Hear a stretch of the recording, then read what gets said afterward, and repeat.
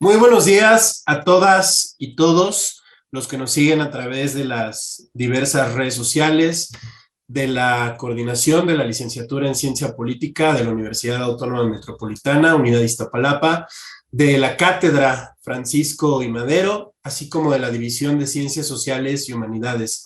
Sean todas, todos y todes bienvenidos a esta segunda edición de la Jornada de Ciencia Política 2023. Agradecerles a todas y todos los que nos siguen en nuestro país y en distintos rincones del mundo, que es hasta donde llega nuestra señal. El día de hoy vamos a dar inicio con esta primera mesa, con la mesa inaugural, que es para mí un honor poder moderar. Esta primera mesa se titula Estudios de la Ciencia Política, Conceptos y Aplicaciones. Como pueden ver ustedes, tenemos un panel bastante rico y lleno de conocimientos. Y pues bueno, voy a pasar a presentar a las personas, a los investigadores e investigadoras que nos acompañan. En primer lugar, hacer mención de la presencia de la doctora Erika Granados Aguilar, coordinadora de la licenciatura en Ciencia Política de nuestra universidad y organizadora de esta magna convocatoria. También tenemos la participación de la doctora María Eugenia Valdés Vega, quien nos va a estar acompañando con la primera presentación. Posteriormente tendremos al doctor Héctor Samitis Gamboa, seguirá el doctor Ángel Cermeño Quesada y por último tendremos la participación del doctor José Luis Méndez, que esperemos se incorpore en unos minutos más. Pues bueno, para no generar más tiempo, vamos a dar paso a la primera presentación, que es la presentación de la doctora María Eugenia Valdés Vega, que se titula Conceptos Básicos de la Ciencia Política. Voy a hacer una breve mención de la semblanza de la doctora María Eugenia Valdés Vega. Ella es doctora en Sociología por la Facultad de Ciencias Políticas y Sociales de la UNAM, maestra en Ciencias Sociales por la Flaxo y licenciada en Sociología por la UAM Iztapalapa. Hace 35 años labora como profesora titular de tiempo completo en la licenciatura en Ciencia Política y el posgrado de Estudios Sociales de nuestra Casa de Estudios. Ha publicado más de 50 trabajos en revistas especializadas y libros colectivos, así como una docena de artículos de divulgación científica y más de 50 artículos periodísticos de análisis político. Ha coordinado proyectos de investigación con financiamiento del CONACYT y dirigido más de 70 tesis de licenciatura, 12 de maestría y 11 de doctorado. Pertenece al Sistema Nacional de Investigadores del CONACYT desde hace más de 25 años. Doctora Valdés Vega, es un honor para nosotros. Tiene entre 20 y 25 minutos para su participación. Le cedo el uso de la voz. Muchas gracias. Muchas gracias. Miren, voy a compartir pantalla con ustedes del tema que voy a abordar.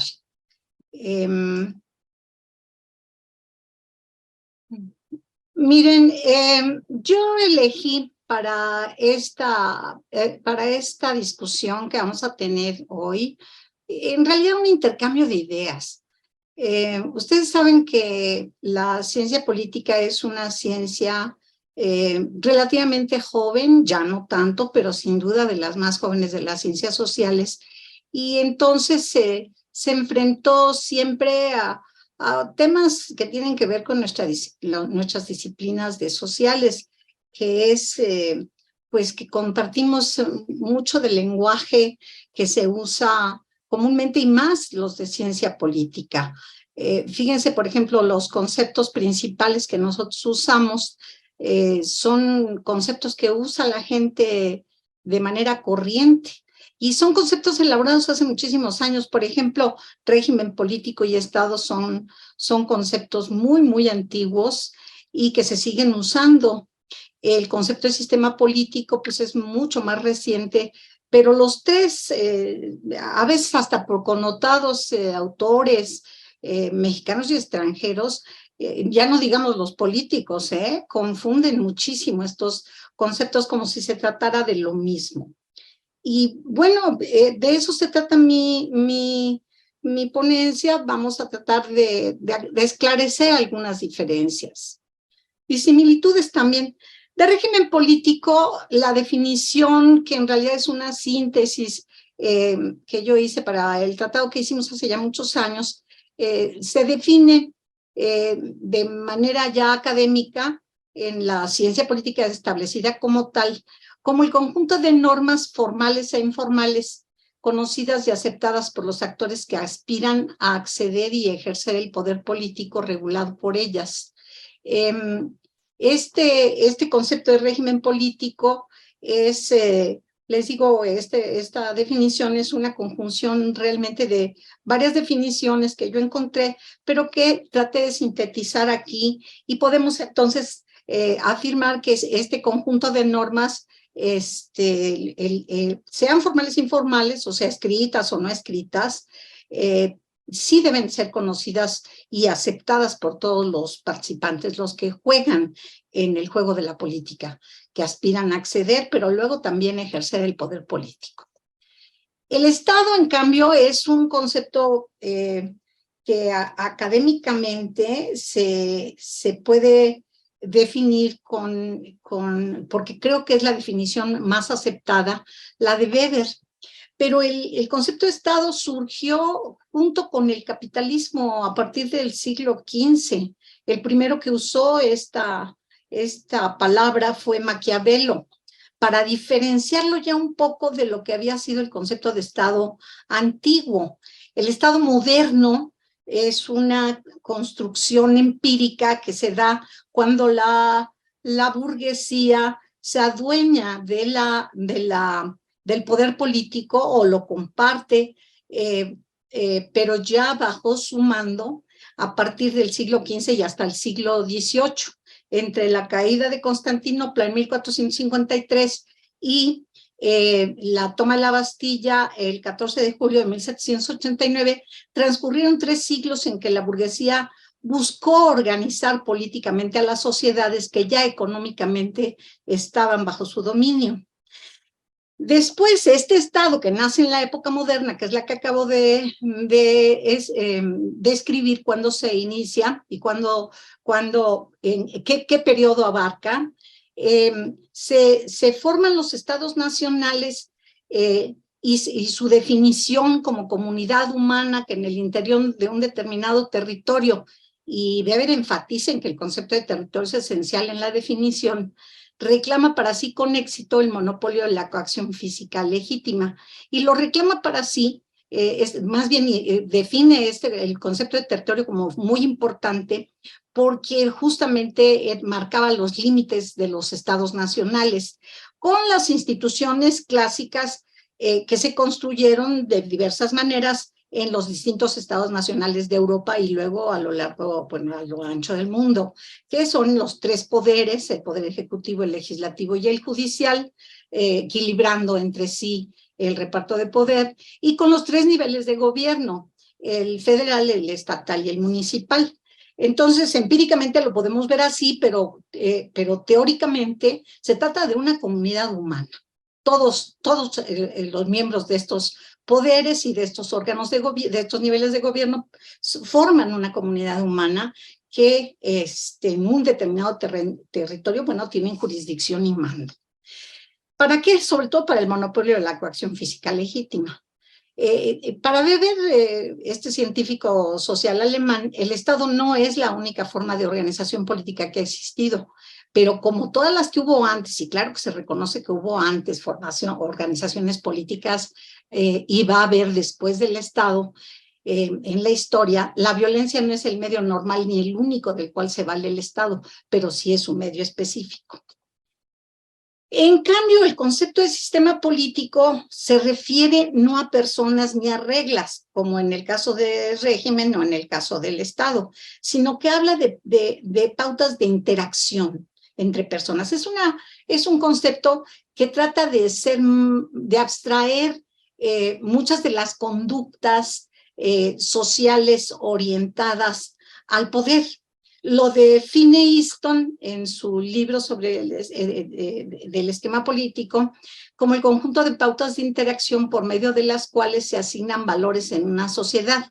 Valores que no tienen que ver con la moralidad, sino con valores sociales con cosas muy prosaicas, porque la política trata de cosas prosaicas, trata de recursos, de eso se trata la política. La política se trata de cómo se reúnen y se reparten los bienes colectivos. Y por eso a veces hablar de política es hablar de cosas muy prosaicas. Y efectivamente los valores a los que se refiere Easton tratan de cuestiones tan prosaicas, pero tan importantes en la vida humana, como es la vivienda, como es la salud, como es la educación, como es el trabajo, como es la seguridad. Y entonces estos valores son distribuidos, asignados en este conjunto de pautas de interacción, y las más de las veces esas asignaciones que se hacen de valores son aceptadas por la mayor parte de los integrantes como autoritarias u obligatorias, pero son autoritarias y obligatorias porque son aceptadas, o sea, en ese sentido son autorizadas. Este concepto surgió después de que de la Segunda Guerra Mundial empezó un proceso de descolonización en África y en Asia, y entonces surgieron organizaciones políticas a las que no se podía analizar como estados porque no lo eran realmente. Y entonces este concepto sirvió mucho, ha sido muy útil para analizar cualquier organización política, ya sea anterior o posterior a lo que es el Estado Nacional, porque lo que es cierto es que el Estado, estuvo a punto de desaparecer con el neoliberalismo, ya vemos que todavía no, pero de todas maneras el concepto de sistema político sirve mucho para estudiar cómo se organiza políticamente una sociedad y cómo se hace esa distribución de los bienes colectivos, Este concepto parte de la idea de que todos los sistemas sociales se componen de interacciones entre personas y que esas interacciones forman las unidades básicas de dichos sistemas. En las sociedades existen interacciones sociales de tipo religioso, económico, político, fraterno, educacional y cultural. Todos estos tipos de interacciones sociales son distintos y una misma persona puede tener interacciones religiosas o económicas o educacionales o fraternales o culturales junto con las políticas. De hecho, lo que distingue las interacciones políticas de todas las otras interacciones sociales es que se orientan predominantemente a la asignación autoritaria y autorizada de valores para una sociedad, que es como define a la política Easton de manera, pues no tan clara, pero que puede entenderse muy bien en su esquema.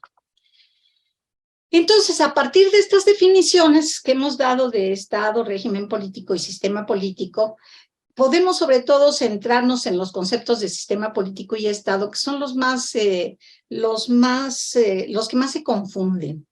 Efectivamente, tiene dos similitudes muy importantes. Por un lado, en ambos se enfatiza la fuerza de la autoridad en la imposición de decisiones de la sociedad.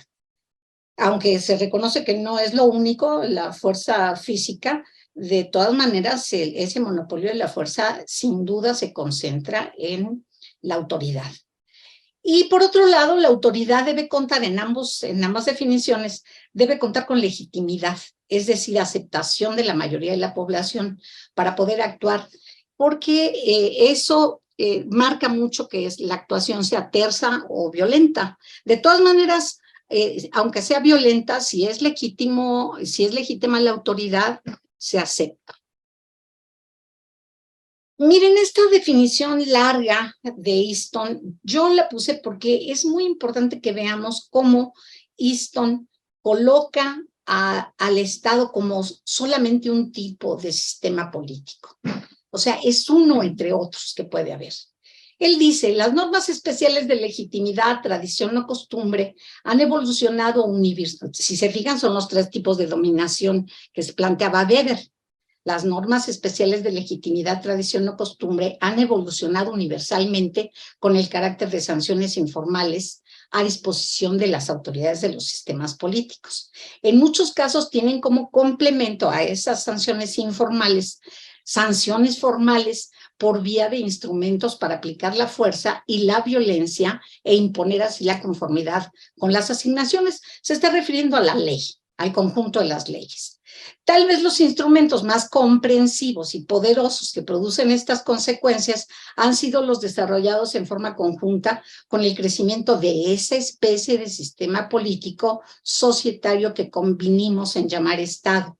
En él, el uso legítimo de la fuerza está exclusivamente en nombre de quienes actúan en manos de quienes actúan en nombre de toda la sociedad.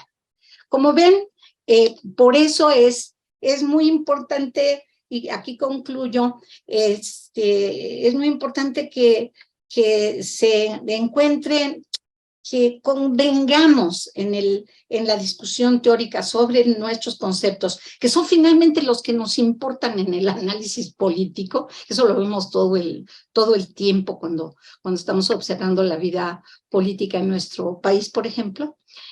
Bueno, dos ideas en las que podemos discutir o convenir.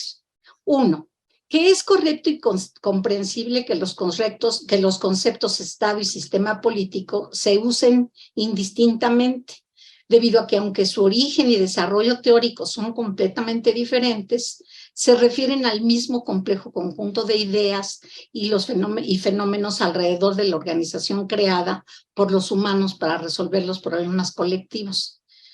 Y también podemos discutir y tratar de convenir que por cuanto los conceptos sistema político y régimen político, el que mencionamos al principio, la diferencia entre ellos radica no solo en su grado de abstracción, es mucho más alto para el caso del primero, porque es un conjunto de pautas de conducta entre actores directamente involucrados en la toma de decisiones que afectan a toda la sociedad, estamos hablando del sistema político, y más bajo para el segundo, que se trata de reglas e instituciones en el régimen político, se trata de reglas e instituciones aceptadas por los actores políticos.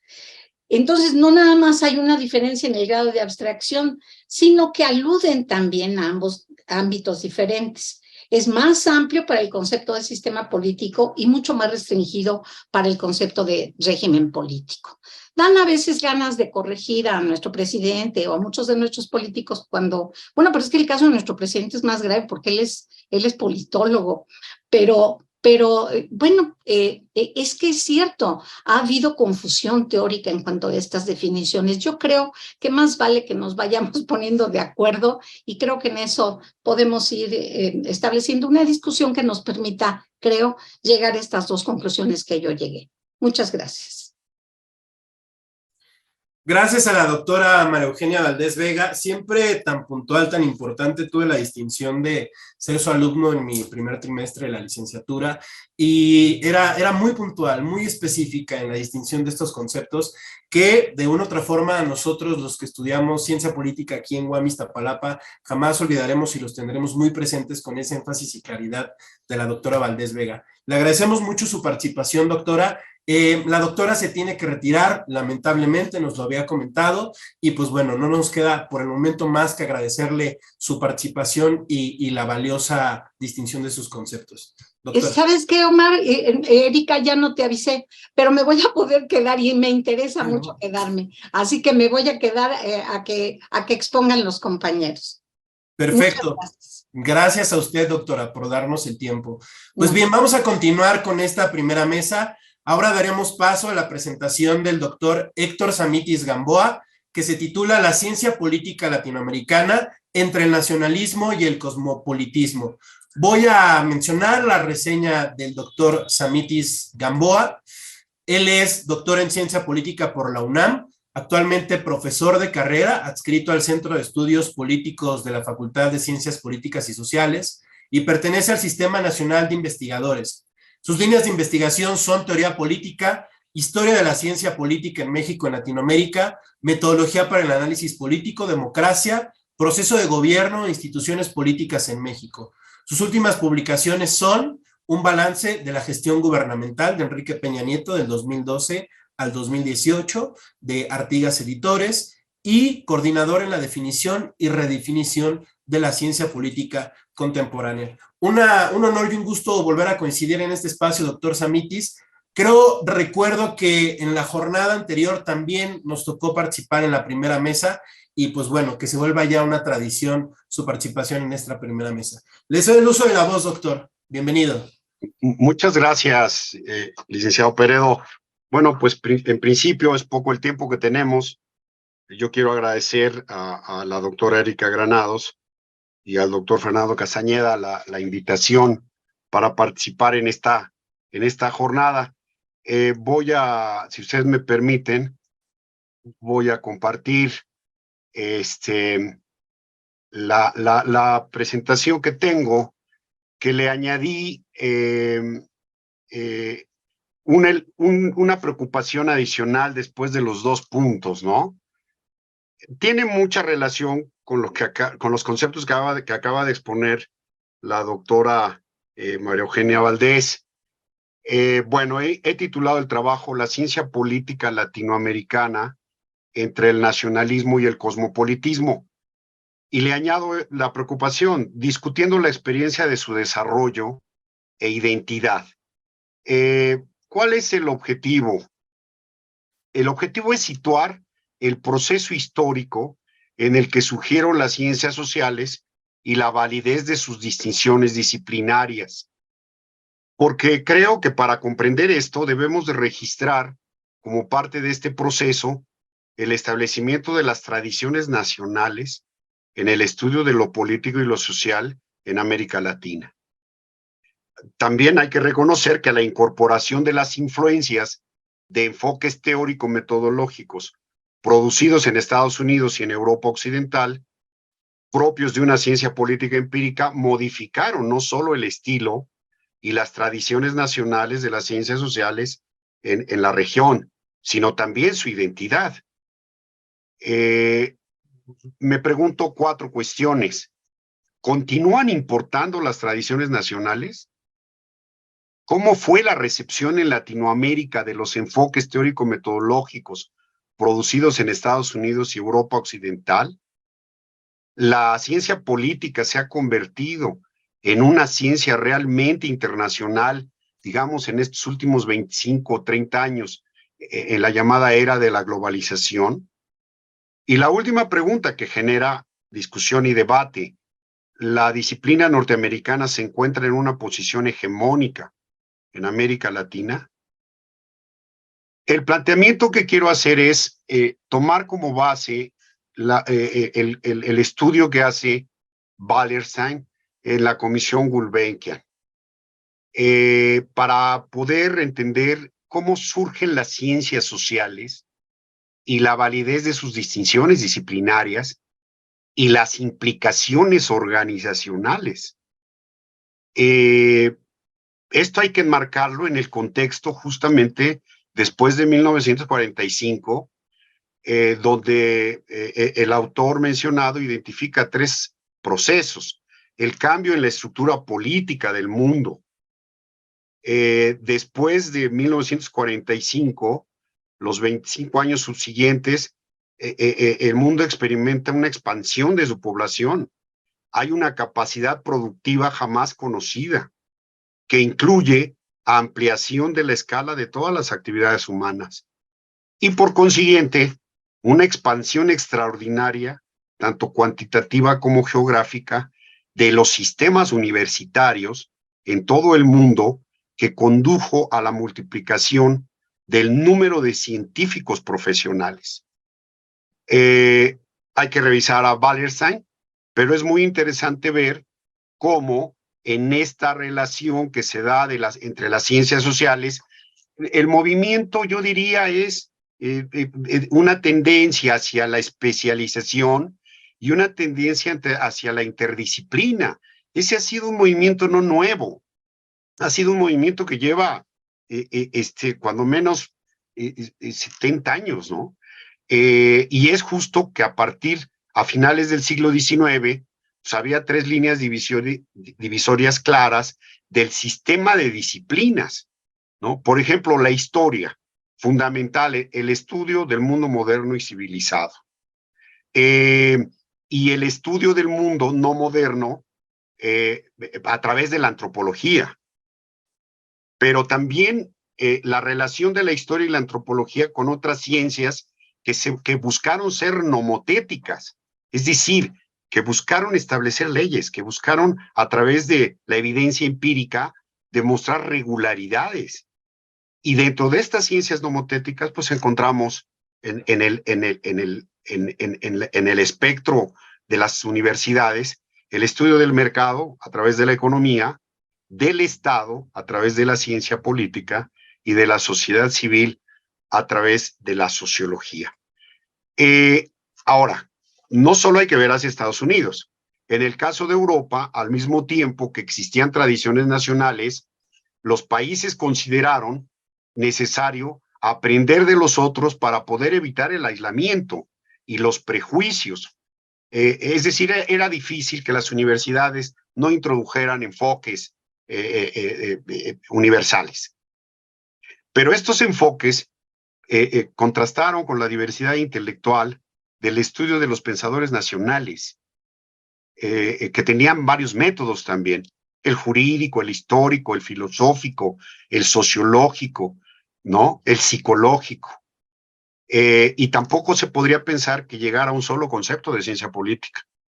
En este proceso, y por eso señalaba yo la relación de los conceptos que discutía la doctora Valdés, pues es que debemos de comprender no solo las causas y los efectos de momento de ruptura y diferenciación. ¿Quiénes son los que lo ocasionan? Pues los nuevos paradigmas teórico-metodológicos, como fue en este caso Easton, con el movimiento conductista, la famosa revolución behaviorista de los años 50, ¿no? Que se expande en el mundo y que genera, además, un carácter pluriparadigmático que le va a empezar a caracterizar a las ciencias, pero particularmente a la ciencia política, después de los años 50 del siglo XX. Aquí es donde me interesa discutir esto. Si preguntémonos la identidad de nuestra disciplina, bueno, pues está inmersa entre lo nacional y lo internacional. Habrá corrientes que señalen más la influencia internacional. Acuérdense la discusión de que muchos teóricos hacen sus estudios para países desarrollados, y al aplicarlos nosotros en los no tan desarrollados, pues viene el problema del contexto, ¿no? Y este es un problema de identidad. Por eso es importante apoyarnos con otros autores que también les ha preocupado esta situación. Por ejemplo, Bernstein es un autor europeo muy importante, politólogo, que nos dice que hay que entender que las ciencias en primer lugar evolucionaron en marcos nacionales y que después se fueron incorporando los enfoques teóricos, principalmente de los centros de poder político, Estados Unidos y Europa occidental. La hipótesis que un servidor plantea es entonces que debemos, para comprender esto, que la ciencia política ha evolucionado históricamente primero dentro de marcos nacionales y después viene la influencia de la tradición particular de cada país. Y por eso el debate, por eso recordemos justamente que nos debemos de ubicar que como disciplina académica, la political science fue establecida primero en las universidades americanas, a fines del siglo XIX, ya lo dice Wallerstein, y después de la Segunda Guerra Mundial se extiende a Europa y a otras partes del mundo. En este sentido, creo yo que podemos pensar en reflexionar un poco más sobre nuestra identidad, y lo mismo lo están haciendo en Sudamérica. Hay gente ubicada en una posición y gente ubicada en otra, y hay otros que no lo quieren discutir, pero hay que entender esto. Es probable que la evolución de la ciencia política en los Estados Unidos haya trazado el camino de la disciplina en otras partes del mundo. Que cómo lo acogieron los nacionales, eso es lo que hay que preguntarnos en cada institución. Por ejemplo, la Asociación Internacional de Ciencia Política, la IPSA, pues fue fundada bajo los auspicios de la UNESCO en 1949, y actualmente la IPSA tiene 61 asociaciones miembros, nacionales y regionales, más de 90 miembros institucionales y 4,000 miembros individuales. En este trayecto, miren, concretamente diré, hay que estudiar las tradiciones nacionales y las influencias internacionales, la importancia de las tradiciones nacionales, sobre la problemática de la recepción en Latinoamérica de los enfoques teórico-metodológicos producidos en Estados Unidos y en Europa. el lento y tardío desarrollo de la ciencia política en América Latina y la recuperación de las ideas y presencias de la teoría política contemporánea latinoamericana. Aquí hay toda una discusión de la narrativa de la cultura dominante. Hay todo un debate, yo me ubico en él como parte de un grupo que estudia la historia de la ciencia política en América Latina. Concluyo, ¿no? La disciplina se ha esparcido virtualmente en todas las áreas del globo. Es preciso recordar que la disciplina pues, fue fundada a finales del siglo XIX en los Estados Unidos y también fue aparejando con esto el término de los valores subyacentes, incluyendo la democracia liberal y la búsqueda del cuestionamiento académico autónomo. Después de la Segunda Guerra Mundial, como hemos dicho, el enfoque cambia hacia buscar un poco más el carácter nomotético, es decir, la verdad científica, definida por filósofos modernos, también apegados mucho a las ciencias naturales, ¿no? Esta discusión de los paradigmas que nos trajo Thomas Kuhn pues es muy importante, ¿no? Y en Europa fue distinto. Las ciencias sociales, lejos de ser un apéndice a las homólogas estadounidenses, tuvieron una evolución propia y diferente en la posguerra. Claro, no voy a negar que hay áreas donde reproducen con mucha simpatía los enfoques norteamericanos. La reacción institucional contra los Estados Unidos, pues ustedes la hemos vivido. Tal vez ha sido aún más aguda en una época y luego se recrudece y baja, ¿no? Porque la ciencia política europea se adelanta a las demás ciencias sociales y crea tempranamente una comunidad regional de politólogos. Existen apoyos para los europeos. Se supone que la IPSA debiera apoyar a todo el mundo, pero en Sudamérica no tenemos más que los congresos de ALACIP y algunas asociaciones que debieran darle fuerza a la ciencia política latinoamericana, ¿no? Bueno, pues decía que concluía y bueno, voy a decir nada más. Sería injusto e inexacto considerar al resto del mundo como un mero receptor pasivo de la sabiduría occidental y en particular de la norteamericana. Varios investigadores, también africanos y latinoamericanos, han hecho contribuciones originales a temas como la teoría del Estado, los regímenes, los estados autoritarios, las transiciones a la democracia, la economía política, la teoría de la dependencia y los sistemas mundiales. Bueno, para no abusar más, concluyo el planteamiento que forma parte de una indagación que personalmente he venido entendiendo, porque como ustedes lo saben bien, la investigación es la única que nos puede permitir explicarnos, en este caso, la identidad de nuestra disciplina. Muchas gracias. Muchas gracias, doctor Samitis Gamboa, por las aportaciones tan importantes que realiza en torno al concepto de nuestra profesión y sobre todo puntualizar estas distinciones regionales en comparación con las distintas partes del mundo. Muchas gracias por la participación. Bien, vamos a dar paso ahora a la participación del doctor Ángel Cermeño Quesada.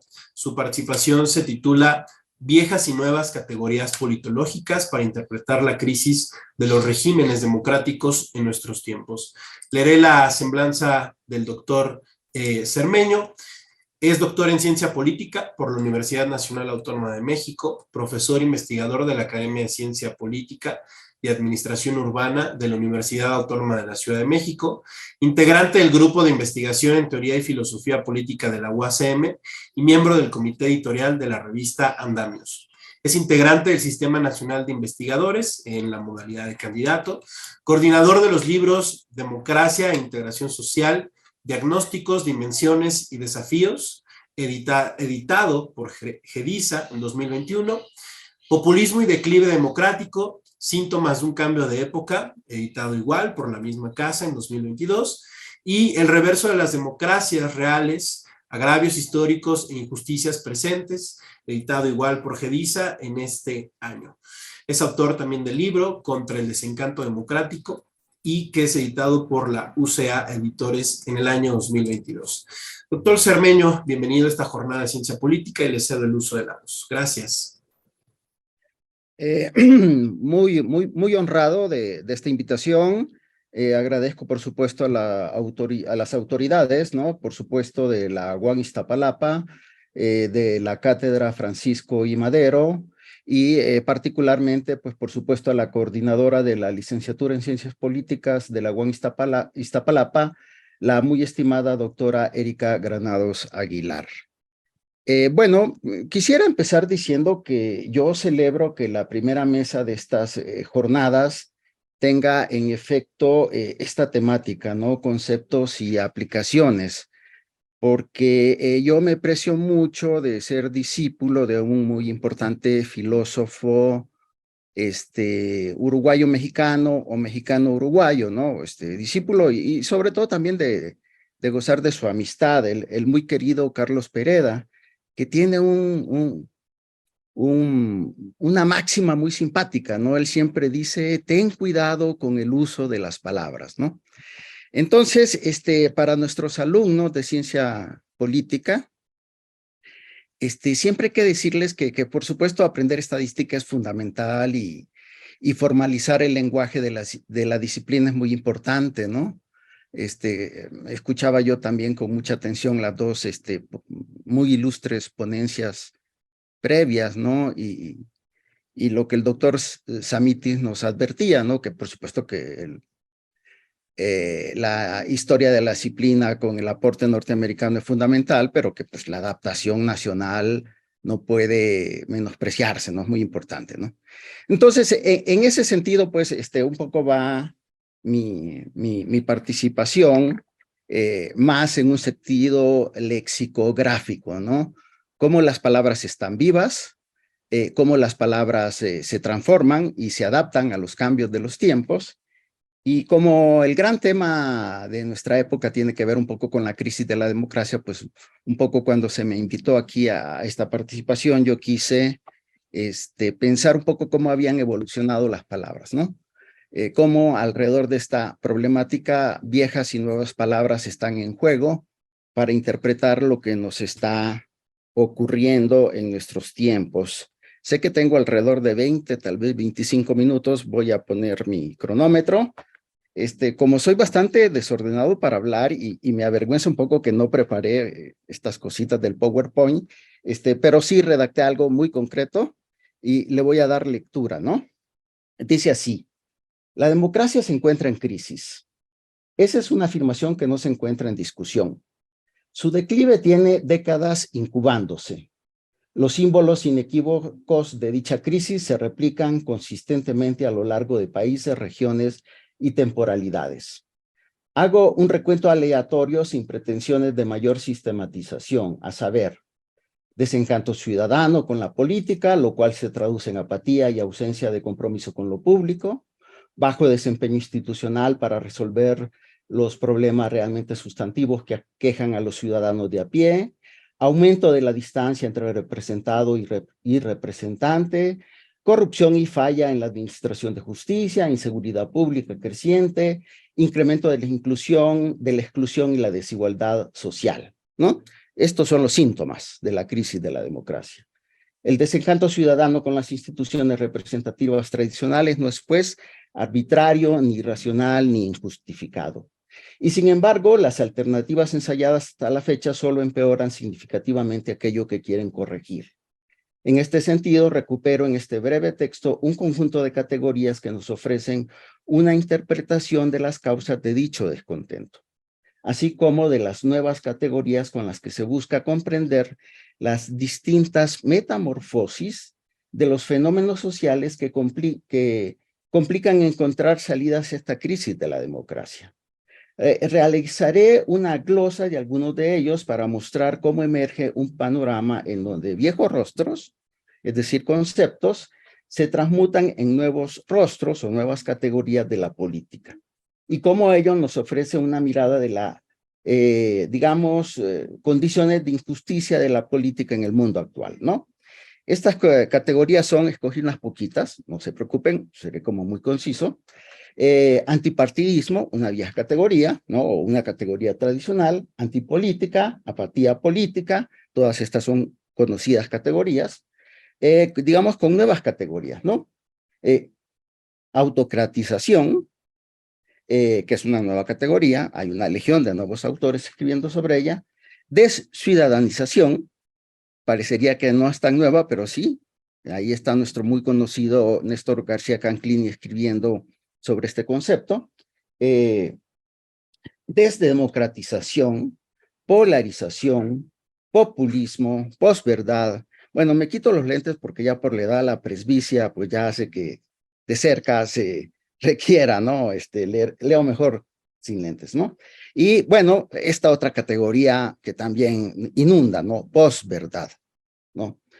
Bueno, por economía de espacio las he agrupado en bloques de 2 o 3 nociones y de todas maneras sostendré que un hilo conductor las atraviesa y conecta a todas, ¿no? Iniciaré con antipartidismo y antipolítica.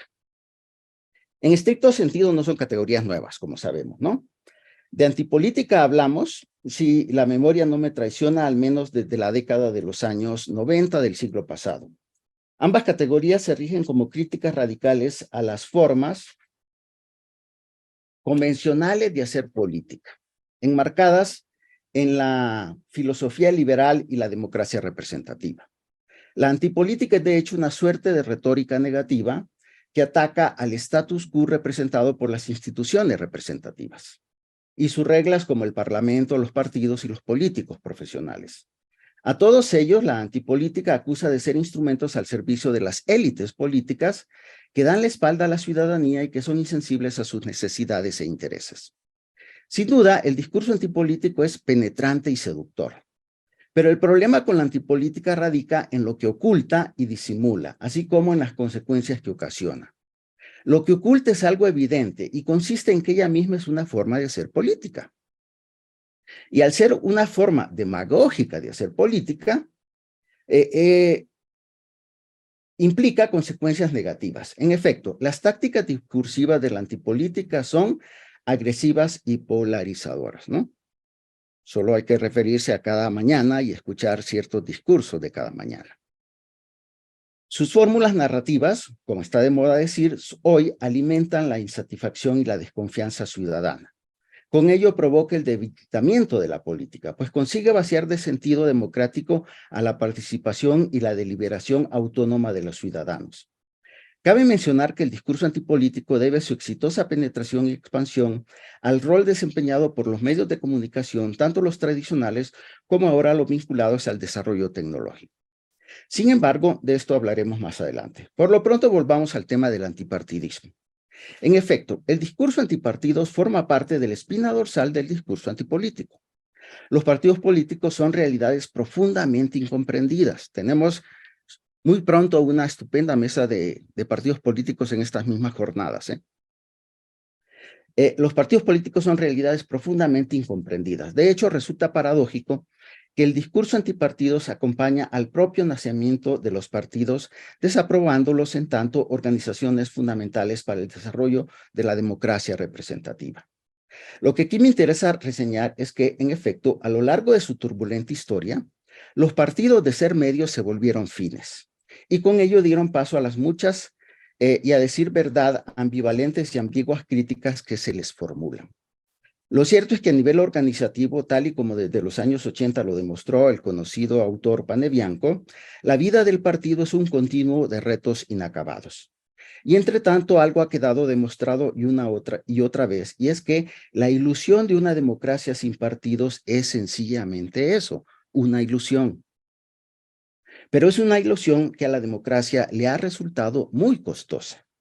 Los partidos, al responder a la narrativa antipolítica, han adoptado medidas o ajustes que han resultado ser hondamente contraproducentes. Menciono 2 de ellos para acabar con las críticas de que son organizaciones, menciono 2 de ellos, ¿no? Primero, que son organizaciones oligárquicas y disciplinarias, ¿no? Los partidos, entonces, para acabar con esta crítica, han estimulado membresías flexibles y laxas, y el efecto ha sido, como señalo, contraproducente. Pues en lugar de conectar más con los ciudadanos, el efecto ha sido el opuesto. Asociado a ello, los partidos se han abandonado al control mediático.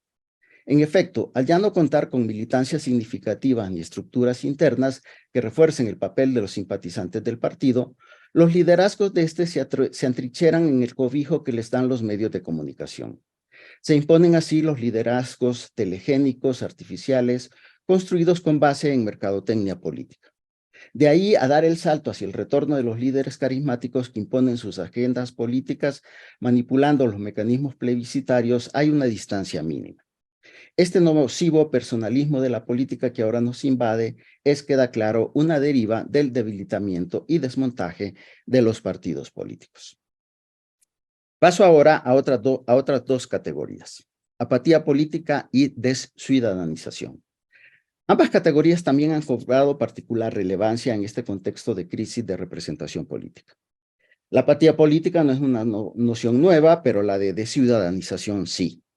El desinterés y la desafección ciudadana tienen décadas documentándose y sus efectos están claramente demostrados en términos de vaciar de significado y sentido el principio democrático de que son los ciudadanos los sujetos centrales de la vida política. En efecto, cuando los ciudadanos no se informan, no discuten, no opinan sobre política y su participación electoral declina alarmantemente, ello solo puede redundar en una severa deslegitimación del sistema político. No puede ser para menos si las decisiones públicas se cubren de opacidad. Si el establecimiento de las prioridades gubernativas se queda en manos de la clase política, estamos dando la razón a la narrativa antipolítica arriba referida. Y evidentemente nos encontramos en la antesala de posibilidades peores, como la ausencia de rendición de cuentas, que abre la puerta a actos de corrupción e impunidad. El punto en cuestión es que, más allá de las exigencias manifiestas para construir una cultura cívica ciudadana que fortalezca la participación, lo cierto es que el papel de los ciudadanos en la política continúa en franco deterioro y retroceso. A eso se refiere la noción de desciudadanización. Con ella, a lo que se apunta es a la profundización de todos aquellos cambios socioculturales que han alterado estructuralmente la escena de formación y acción de los ciudadanos. La ilusión de una participación directa de los ciudadanos sin intermediación, es decir, los partidos y los políticos profesionales, en realidad se ha metamorfoseado en un tipo diferente de intermediación. Es una dominada por los medios de comunicación. Como se sabe, desde mediados del siglo pasado, nuevos modos de mediación entre ciudadanos e instituciones se desarrollaron. Las industrias de comunicaciones adoptaron un papel creciente. La televisión se expandió masivamente y trasladó la configuración de los públicos de las plazas a las pantallas. Los ciudadanos devinieron en clientes y consumidores. Hasta aquí nada nuevo.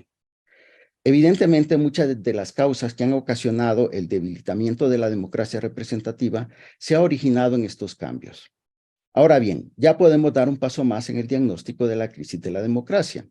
Con el advenimiento del Internet y el auge y multiplicación de las redes sociales, en efecto, la figura convencional del ciudadano ha terminado por desconfigurarse drásticamente. Se trata de una metamorfosis radical. De ciudadanos mediáticos hemos pasado a ser ciudadanos monitorizados.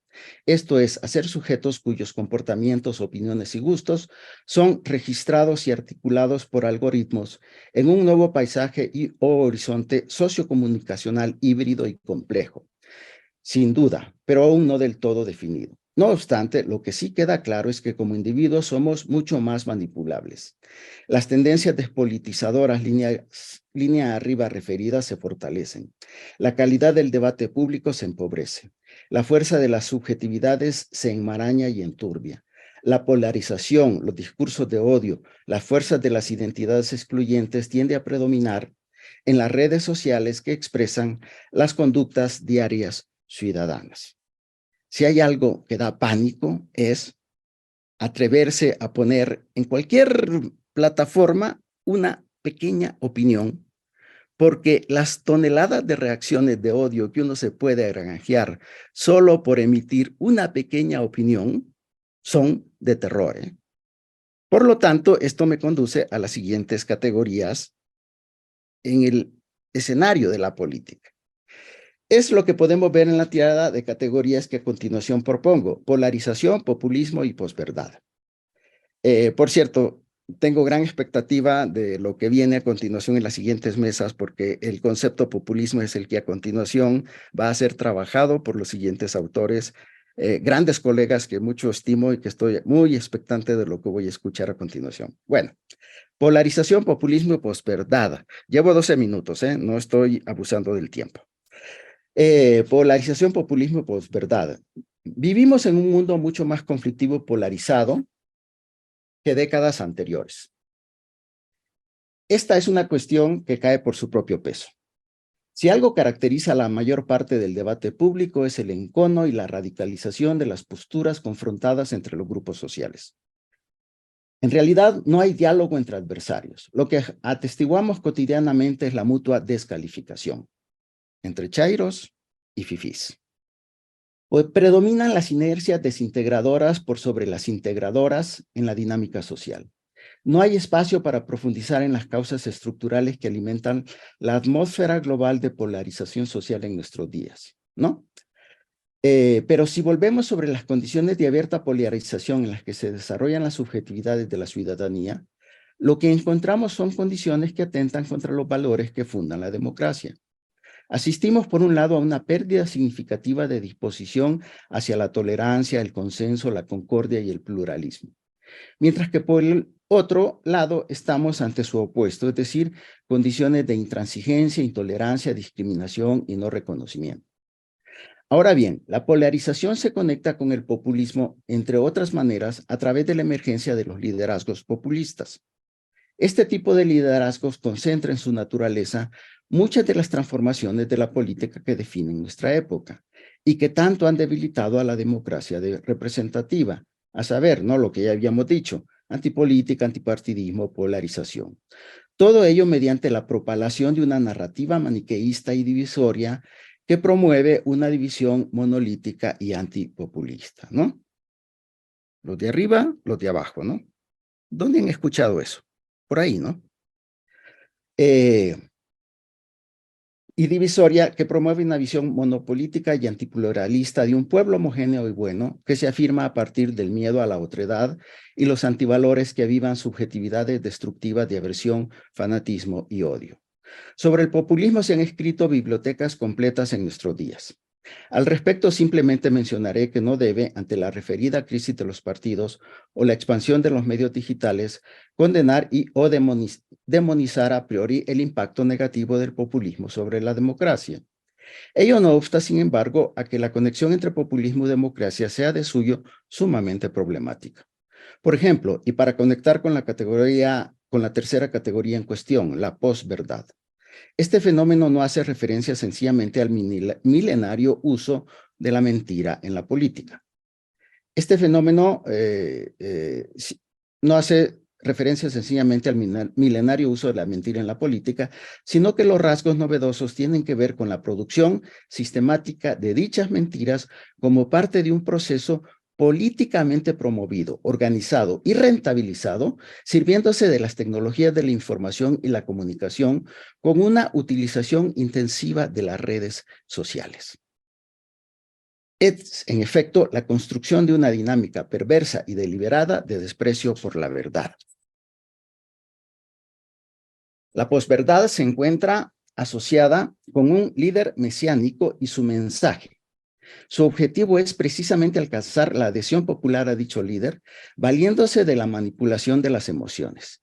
De ahí que en la posverdad los hechos objetivos resulten marginales en la formación de la opinión pública, porque la narrativa con la que se articula apela a las creencias personales hacia las que se dirige el mensaje. De hecho, el fenómeno de la posverdad requiere continuas noticias falsas, las cuales no lo son porque sean erróneas, sino porque deliberadamente se producen como tales mediante el sesgo cognitivo que conduce a las llamadas verdades alternativas. Un claro eufemismo para denotar falsedades que se presentan como verdades a pesar de no estar apoyadas en razones o en contrastaciones empíricas. De nuevo, la conclusión es obvia. Este alarde de manipulación de emociones colectivas desbocadas y cinismos contrarios a la razón son situaciones y contextos que ponen en riesgo a la democracia. Concluyo, llevo 17 minutos, apuntando a dos categorías finales. Desdemocratización, mucho de lo que aquí estoy pensando se lo debo a mi muy querido amigo italiano-español Andrea Greppi. Desdemocratización y autocratización. Ambas son nociones nuevas que buscan recoger expresiones novedosas de procesos políticos ya conocidos, pero que han evolucionado en direcciones que ameritan pensar desde distintos ángulos la política de nuestro tiempo. En el caso de la desdemocratización se alude con dicha noción a aquellos procesos que vienen después del estancamiento de los procesos de democratización. Describe cómo hemos perdido confianza en el avance de la democracia, algo que antes difícilmente dábamos por supuesto, y cómo ahora con asombro vemos emerger regímenes iliberales híbridos y defectuosos. Tampoco aquí me detendré a describir con mayor detalle cómo han tomado cuerpo las pulsiones desdemocratizadoras. Simplemente diré que muchas de ellas salen a flote en los movimientos, las corrientes de opinión o las estrategias argumentativas que por diversas vías han sido exitosas en rebajar las exigencias de los ideales democráticos. Nuevos liderazgos autoritarios, populismos, nacionalismos, antipolítica, posverdad, todo el panorama previo me conduce a este escenario, ¿no? Muy pesimista, por cierto. Debido a estos procesos de desdemocratización, celebramos y aceptamos que el componente liberal de la democracia, ¿no? Todo esto que dábamos por consolidado, derechos, división de poderes, orden constitucional, ¿no? Se separe de su componente propiamente democrático, soberanía del pueblo y principio de la mayoría. Y al dar como aceptable esta separación, abrimos el camino a los procesos de autocratización, que no son lo mismo que los procesos de autoritarismo. En efecto, a diferencia de estos últimos, que adoptan formas de quiebras democráticas o incluso de golpe de Estado, los procesos de autocratización se distinguen por ser cambios de regímenes graduales y silenciosos, de subversión de la democracia liberal. Se trata de procesos incrementales de erosión de los tres predicados básicos de la democracia, a saber, las elecciones competitivas, los derechos liberales de expresión y asociación y el debilitamiento del Estado de Derecho. Las consecuencias prácticas con los procesos de autocratización, los cambios de régimen político permiten un ejercicio del poder más arbitrario y represivo al tiempo que se ve restringido el espacio para las luchas y la participación política ciudadana en el proceso para elegir gobierno. Con ello, los gobernantes autocratizantes ganan discrecionalidad y autonomía. ¿Les suena esto un poco? En el ejercicio y conservación del poder, mientras que los ciudadanos pierden espacios de control y de exigencia de rendición de cuentas. Llevo 20 minutos, pero de veras no quiero abusar del tiempo porque puse digamos, el cronómetro después de que hice una breve introducción improvisada. No hay conclusiones, solo hay un escenario pesimista. Y nuestro México se coloca un poco en este escenario en donde debilitamos ciertas instituciones como el INE, como la Corte Suprema de Justicia, como el Instituto de Acceso a la Información. Es decir, todo este panorama conduce a un escenario autocratizante de nuestra democracia muy débil, muy joven, muy incipiente, muy defectuosa, pero democracia a fin de cuentas, la nuestra. Muchas gracias por este privilegio de participar en estas estupendas jornadas de ciencia política. Muchas gracias. Muchas gracias, doctor Cermeño, por su exposición bastante muy llena de muchos conceptos nuevos y que, bueno, nos deja un panorama bastante interesante para la reflexión de la actualidad en la cual estamos. Muchísimas gracias por su participación. Pues como ustedes lo han visto y bien lo saben, nuestra jornada de ciencia política se caracteriza principalmente porque nuestras y nuestros ponentes son profesores también de las universidades en las cuales ellos están asociados, y pues bueno, no es el caso, es el caso, perdón, del doctor José Luis Méndez, quien se encuentra ahora mismo saliendo de su clase que imparte a las 9 de la mañana. Entonces vamos a dar paso a una pequeña ronda de preguntas y respuestas.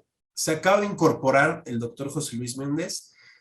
Si le podríamos dar acceso de un momento para que, pues bueno, vayamos directamente a su participación. Unos breves segundos.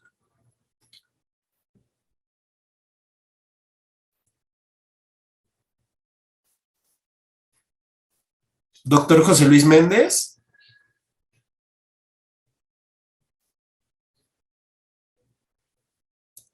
Bueno, quizás vamos a dar paso a esa pequeña ronda de... Hola, ¿qué tal? Buenos días. Doctor José Luis Méndez, buenos días. Estamos en vivo a través de las distintas redes sociales de la UAM Iztapalapa, la Cátedra Francisco Madero. Justamente hacemos el comentario de que, pues bueno, usted viene saliendo de su clase que imparte a las 9 de la mañana y pues bueno, nos pedía que lo esperábamos unos minutos, pero bueno, aprovechando que justo en ese anuncio parroquial se incorporaba, pues no me queda más que darle la bienvenida a esta mesa, a esta jornada de ciencia política. El doctor José Luis Méndez va a hablar acerca del estudio de las políticas públicas en la ciencia política de México y América Latina. Voy a dar una breve mención de su semblanza del doctor José Luis Méndez. Él es profesor investigador del Centro de Estudios Internacionales en el Colegio de México y miembro del Sistema Nacional de Investigadores nivel 3. Ha sido Lecturer in Government en la Universidad de Harvard en el año 2010, Fulbright Scholar en 1987 a 1989 y Teaching Fellow en 1989 a 1991 en la Universidad de Pittsburgh y Visiting Fellow en 2011 en la Universidad de California en San Diego. Ha ocupado altos cargos públicos y ha sido consultor de varios organismos internacionales, así como vicepresidente de la International Public Policy Association. Estudió la licenciatura en Relaciones Internacionales en el Colegio de México y la maestría y doctorado en Ciencia Política en la Universidad de Pittsburgh. Tiene más de 100 publicaciones académicas, entre ellas 12 libros, y su más reciente libro es Políticas Públicas, Enfoque Estratégico para América Latina, publicado por el Fondo de Cultura Económica. Sin mayor preámbulo, doctor José Luis, les doy el uso de la voz hasta por 25 minutos. Gracias. Muchas gracias, Omar. Antes que nada, una disculpa aquí con los colegas y con todos los que están presentes en estas jornadas de ciencia política de la UAM Iztapalapa. Una sincera disculpa porque pues al final tuve que poner una clase hoy de 9 a 11, ya no pude estar desde el inicio del evento y luego aquí me retrasé un poquito entrando y me retrasé porque pues creo que hoy no es mi día de buena suerte porque cuando abrí o traté de abrir mi archivo de PowerPoint, yo hice una preparación de un PowerPoint para mi presentación de hoy, ¿sí? Sobre el tema y me dice que está dañado. Entonces estaba tratando de recuperarlo y de ver si tenía una copia y pues la verdad es que eso me hizo entrar todavía más tarde de lo que había calculado a las 11. Entonces pues ahora sí que son muchas disculpas, pero pues las hago sinceramente. Voy a hacer por lo tanto pues una presentación un tanto improvisada en función de la presentación o del PowerPoint que preparé, ¿no? Que no va a poder ser tan preciso como ese PowerPoint, pero que de todas maneras, pues espero sirva a los propósitos de esta reunión, ¿no? Y bueno, dicho todo eso, antes pues también un saludo aquí con quienes he interactuado en el pasado. Héctor, ¿qué tal? Muy buenos días, Erika, que son colegas con los que he interactuado muy de cerca, sí, en, pues sobre todo la MESIP, y pues también a los otros colegas, a María Eugenia Valdés y a Ángel Cermeño, que veo aquí en la pantalla. Veo otras personas, pero no veo que estén con las pantallas activas, entonces pues solo me voy a referir a ustedes que sí los puedo ver, ¿no? Y de nuevo, pues también muchas gracias a Omar por la presentación. Lo que yo preparé fue una plática en relación a el estudio de las políticas públicas en la ciencia política de México y de América Latina. Para eso lo dividí en varias secciones. Uno, la ciencia política en Estados Unidos, que fue donde surgió pues el campo de políticas públicas, y en cierta medida, pues esto es discutible, ¿no? También la ciencia política como ciencia política, es decir, como estudios empíricos, ¿no? De la política. Teníamos una tradición muy, muy larga de estudios políticos y de teoría política, sobre todo en Europa, ¿no? Por supuesto, pues desde las épocas de la antigüedad clásica, pero que había sido esencialmente de teoría política y luego de estudios muy vinculados al derecho. Al menos esa es mi visión, ¿no? La política se estudiaba en Europa por mucho tiempo más en términos del derecho, una visión jurídica y una visión más teórica, normativa, ¿no? Y yo creo que fue hasta que empezó en los Estados Unidos una visión más empírica, quizás demasiado empírica, pero bueno, ese es ya otro tema, fue que se emergió, yo creo, la ciencia política y a partir de a finales del siglo XIX, principios del siglo XX, y luego conjuntamente con otros lugares, principalmente en Europa, ¿no? Que también comenzaron a hacer estudios más de tipo empírico, como en Alemania o en Francia, se fue desarrollando la ciencia política a nivel mundial. Ahí fue donde se va a dar el surgimiento también de los estudios de políticas públicas. Entonces me referiré inicialmente de manera muy breve a cómo se dio ese surgimiento en los Estados Unidos como un marco inicial, y luego pasaré a hablar del surgimiento de los estudios de políticas públicas en la ciencia política de México y de América Latina, para terminar con una discusión de por qué es importante estudiar políticas públicas. Entonces, regresando al primer tema, decía yo que el campo de políticas públicas, los estudios de políticas públicas van a surgir en los Estados Unidos. Eso va a suceder en los años 50, sobre todo en 1951, a partir de la publicación de Harold Laswell, de un capítulo dentro de un libro que publicó conjuntamente con Lerner, ¿no? Sobre precisamente políticas públicas. Antes de eso, Laswell ya había publicado varios textos y varios libros en el marco de la ciencia política estadounidense. Laswell va a ser un alumno de Charles Merriam, que va a ser uno de los fundadores de la ciencia política estadounidense, y que buscó pues esta visión más empírica, como yo les decía, de los estudios de la política. Laswell va a tener varias obras importantes sobre el sistema político, como desde este punto de vista empírico, ¿no? Como por ejemplo una obra de 1936 que se llamó ¿Quién obtiene qué, cómo y cuándo?, ¿no? En español. Luego va a publicar otras obras en relación a democracia y opinión pública en los años 40, y en relación ya va a publicar, por ejemplo, un capítulo sobre política pública y derecho, donde va a hablar de por primera vez yo creo que se va a hablar de política pública pues en el mundo, la verdad. En ese texto de Laswell de 1944, ¿no? De política pública y derecho, y ahí va a hablar Laswell por primera vez de una manera explícita de política pública y de las etapas o del proceso de política pública, ¿no? Luego va a venir este estudio, este capítulo en este libro de 1951, y ahí es donde pues, yo creo que prácticamente la mayoría de quienes nos dedicamos al estudio de políticas públicas acepta que se funda el campo de políticas públicas por parte de un politólogo, porque pues Laswell era politólogo, ¿no?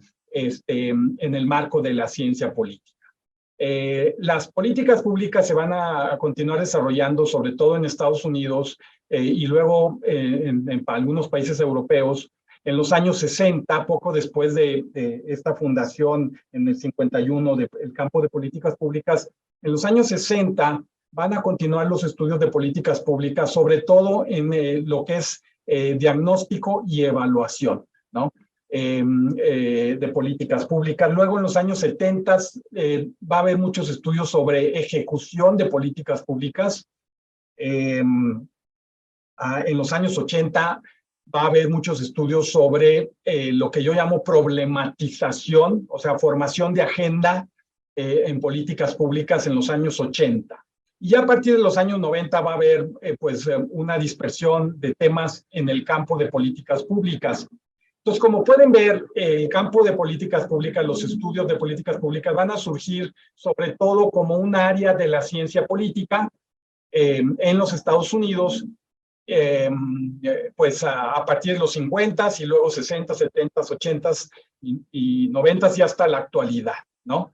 El campo de políticas públicas a mí me parece que es, por un lado, entonces, un área de la ciencia política, pero también es un campo interdisciplinario propiamente hablando, ¿no? Entonces, por ejemplo, en lo que es APSA, la American Political Science Association, hay comités de políticas públicas, ¿no? Como en todas las asociaciones. Hay comités de estudios de políticas públicas, pero también existe la Asociación Internacional de Políticas Públicas, que representa más al campo de políticas públicas como un campo propio de estudios y un campo más bien interdisciplinar, porque a los congresos de esta organización pues van muchos economistas, politólogos, sociólogos, abogados, ¿no? A presentar ponencias. Bueno, ese como un marco general. En México, el estudio de políticas públicas va a comenzar en los 80s y 90s. En los años 80, en el CIDE y en la UAM, justamente, pero creo que principalmente creo que fue, y si no, Erika y los demás colegas me podrán corregir, pero mi visión de aquellos tiempos, yo llegué a México regresando de mis estudios de doctorado en el 91, ¿sí? Y mi recuerdo es que había muchos colegas, sobre todo de la UAM Xochimilco, Pedro Moreno, Miriam, entre otros, Giovanna, ¿no? Entre otros, que habían venido en los 80 dando ya clases de políticas públicas, ¿no?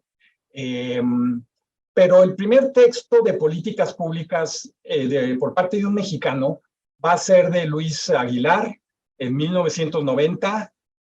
No tengo el PowerPoint que preparé, no lo puedo presentar, pero es un texto que él publicó que se llamó Política Pública y Estado, Política Pública, Estado y Gobierno, algo así, ¿no? Donde por primera vez un mexicano en una publicación va a hablar de manera específica sobre política pública, ¿no? Luego, como ustedes saben, Luis va a publicar las antologías de política pública a partir de 92 y 93. Va a publicar esas antologías. Y también en esos años, en 93, por ejemplo, otros vamos a publicar también textos ya de políticas públicas. Yo voy a publicar un texto que se titula La política pública como variable dependiente, pero, por ejemplo, Pedro Moreno va a publicar en la revista del INAP un texto sobre política pública, política social. Miriam Cardoso va a publicar en 93, también ya a finales de 93, va a publicar un texto sobre evaluación de políticas, y luego otros van a seguir publicando textos sobre políticas públicas en los años 90, ¿no? Yo creo que en esos primeros años, sin embargo, el enfoque dentro de la ciencia política mexicana en cuanto a políticas públicas fue un enfoque más bien normativo, ¿no? Luis tiene una perspectiva más bien normativa y teórica de la política pública, ¿no? Yo creo que sus primeros textos de lo que nos hablaban era de cómo debería ser el gobierno ¿no? A partir del enfoque de políticas públicas. Un enfoque más liberal y más profesional, diría yo, ¿no? Y era una propuesta más bien de tipo normativo. Otros comenzamos con una perspectiva más empírica, como yo, como Pedro, en cuanto a política social. Manuel Canto es otro que se me está pasando a mencionar, que también empezó a estudiar políticas públicas en los años 90. Pero sobre todo eran visiones normativas, aunque algunos, como yo, Rodolfo Canto de Yucatán, por ejemplo, Pedro Moreno de la UAM, también hicimos estudios empíricos, más de ciencia política propiamente hablando, ¿no? Luego, a partir del año 2000, va a ya dispersarse y ampliarse el campo de políticas públicas en México, ¿no? Junto con lo que yo llamo las políticas, el análisis, el estudio sectorial de las políticas públicas, que habría que diferenciar del análisis de políticas públicas, ¿no? Porque, por ejemplo, hay economistas que estudian, por supuesto, la política macroeconómica, ¿no? Pero no lo hacen desde el punto de vista de las políticas públicas, desde los enfoques de políticas públicas, desde los temas, preocupaciones del campo de políticas públicas, sino desde la preocupación de la economía, ¿no? Lo mismo se puede decir, por ejemplo, de la política social en relación a la sociología, ¿no? Y a otras disciplinas. Entonces, y esos estudios sectoriales, por supuesto, existían antes de los 90s, cuando inició el campo de políticas públicas en México, ¿no? Se estudiaba, por supuesto, la economía, la política, etcétera, etcétera, pero eran, insisto, estudios de tipo sectorial. No estaba iniciado en México todavía el campo de políticas públicas como el estudio de las políticas públicas desde la perspectiva del campo de políticas públicas, ¿no? Con todos los enfoques de políticas públicas, etcétera, etcétera, que no me da aquí tiempo de realmente mencionar, porque ya debería estar terminando. ¿En cuánto, Mar? ¿5 o 10 minutos? 10 minutos, por favor. 10 minutos, ok, entonces acabo a las 11:40. Entonces, eso va a ser en México. Va a iniciar de esta manera los estudios de políticas públicas en las áreas de ciencia política de varias universidades importantes de México, el CIDE, la UAM, hasta donde sé, principalmente Xochimilco en ese entonces, el Colegio de México, porque Luis pues estaba, cuando publicó sus textos de políticas públicas, estaba aquí en el colegio. Yo estaba en el colegio, yo llegué al colegio en 91, inicios de 91. Rodolfo Canto en la Universidad Autónoma de Yucatán, yo creo que también habría que mencionarlo. Están entre los primeros que comenzaron a publicar textos académicos dentro de áreas de ciencia política en México a principios de los años 90, ¿no? Ahorita ya el campo de políticas públicas en la ciencia política mexicana es bastante amplio. Yo creo que, pues, por mi experiencia en AMECIP, yo creo que probablemente en unas 15 o 20 universidades de México ya hay una maestría en ciencia política, un doctorado en ciencia política en alguna de las universidades. AMECIP tiene un comité de estudios de políticas públicas, ¿no?, que ha venido coordinando Francisco Rodríguez de la UAP, este comité donde pues hemos participado los que nos interesamos por políticas públicas, aunque hay otros comités. Por ejemplo, hay un comité, creo que de política social, donde pues también obviamente los interesados en políticas públicas han presentado muchas ponencias. A nivel internacional, bueno, entonces, perdón, el campo de políticas públicas yo creo que ya está relativamente desarrollado en México, tanto como un área de ciencia política como un campo interdisciplinar en sí mismo, ¿no? Pero todavía no, yo creo que de acuerdo, por ejemplo, a Heidenheimer, que ha estudiado el desarrollo de una disciplina en función de un concepto que él tiene de barreras. Cada disciplina, campo de estudios, va o no superando ciertas barreras. La primera barrera, dice Heidenheimer, es la de la visibilidad, ¿no? Es decir, que un tema de estudio sea visible. Yo creo que esa barrera, los estudios de políticas públicas ya la superaron en México, ¿no? ya hay mucha discusión de políticas públicas, textos de políticas públicas. Pero luego él habla, por ejemplo, de una barrera de coherencia conceptual e identidad disciplinaria. Yo creo que eso en México todavía está un poco ambiguo, ¿no? Porque hay muchos enfoques, muchas teorías. Yo no sé si esa barrera en algún momento se va a llegar a superar o se deba llegar a superar. Yo creo que ninguna disciplina ha superado esa barrera en realidad, ¿no? Porque hay distintas teorías, enfoques en la economía, en la sociología. Entonces, quizás es demasiado pedirle a cualquier disciplina que exista una coherencia e identidad propiamente hablando disciplinaria. Pero entonces, el campo de políticas públicas en México está en un nivel intermedio en estos momentos, diría yo, ya presente, ya desarrollado, pero no absolutamente consolidado. A nivel internacional, pues yo creo que sí ya está bastante más consolidado. Existe esta organización que les comenté, la Asociación Internacional de Políticas Públicas, donde se tiene, bueno, ahí yo he participado en esta organización desde sus inicios y pues tenemos nuestro congreso cada 2 años y un pequeño congreso también cada 2 años intermedio a los congresos grandes. El siguiente, por cierto, es en Guadalajara. Por primera vez en América Latina vamos a tener un evento de esta organización en la Universidad de Guadalajara.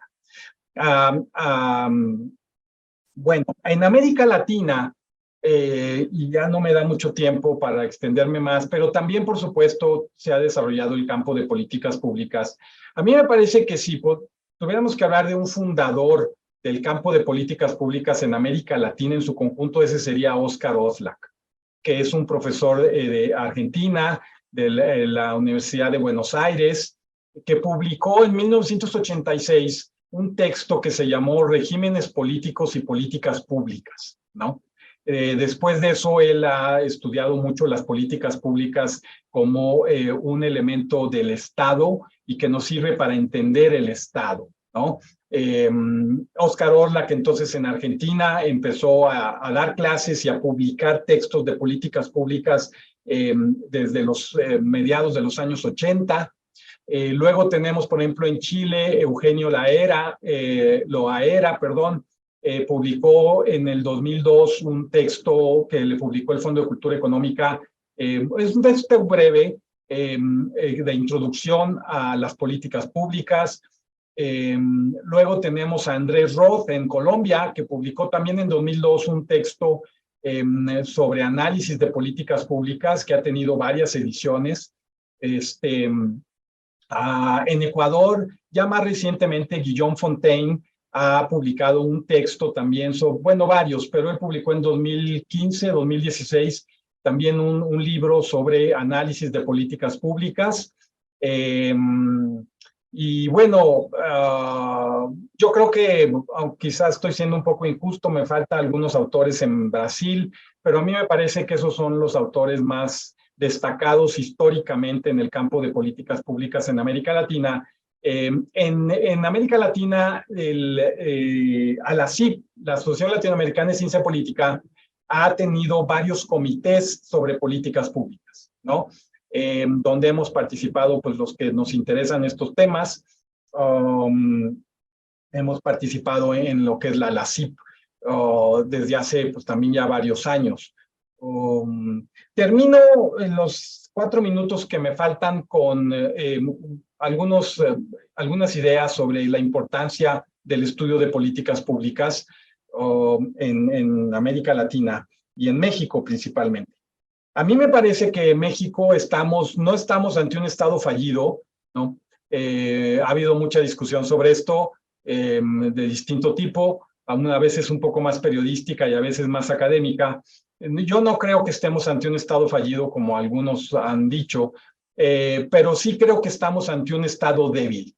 No estamos ciertamente ante un Estado capaz, ¿no? Estamos ante un Estado débil, y eso se ve en los indicadores de los índices nacionales e internacionales, ¿no?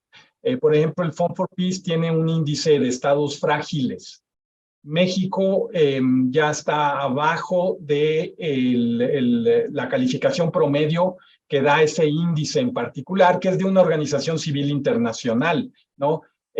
Todos estos índices, por supuesto, son muy discutibles, son polémicos, pero nos sirven para darnos una idea, ¿no?